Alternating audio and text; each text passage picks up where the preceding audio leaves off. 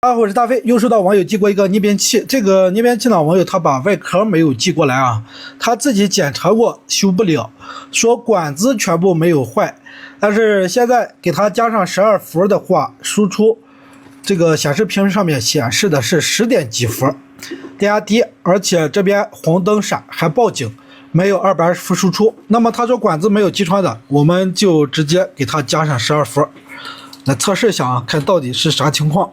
12伏加上之后，我们直接打开这个开关，开。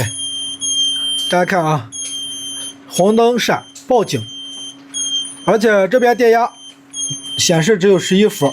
我们把万用表打到交流电压档位，来测量一下，看有没有输出。大家看啊，它是没有220伏输出的。好，现在先不关机。那么它现在报的应该是输入欠压，你看啊，我实际上输入的是12伏，但是这里显示是11伏。我们来测量一下我输入的这个电压，大家看啊，输入电压是11.9伏，输入是没问题的啊，但是这边只显示11伏。我们来测量一下这边这个开关，看开关的进。大家看啊，开关进11.9伏，也就是12伏，它是正常的，也就是从输入到这边它是正常的。然后我们测看过了开关之后这个电压，大家看过了开关这个电压只有10.3伏啊，开关进11.9伏没问题，但是过了之后这个电压就不正常。我们把开关关了。开关关了之后，把万用表我们打到电阻档。好，把开关打开之后，我们来测量一下开关的阻值。诶，大家看啊，这个开关它是有阻值的，这个不正常啊。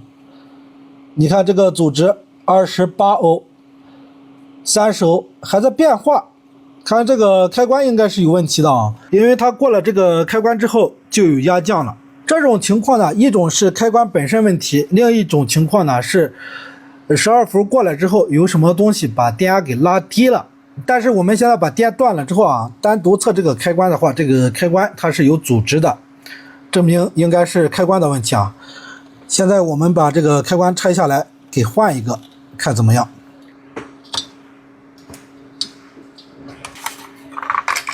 好的，这个开关拆掉了，我们再来测量一下。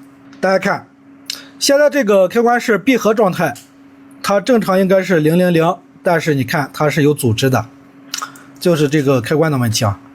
下面我们给它找一个开关换上去，这是一个好的开关，虽然是旧的，但是它是好的。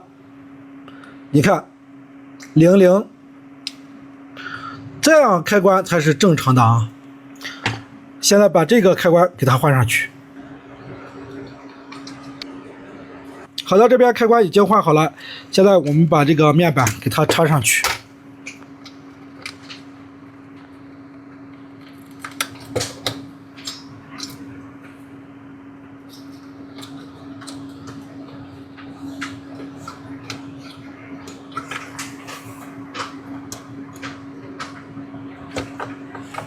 好，我们现在开机来试一下，开，哎，大家看啊。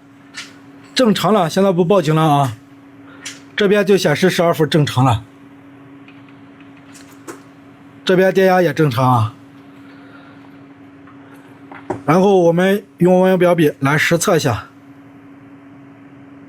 来223没问题啊。一看就是一个开关损坏引起的输入电压过低，报警。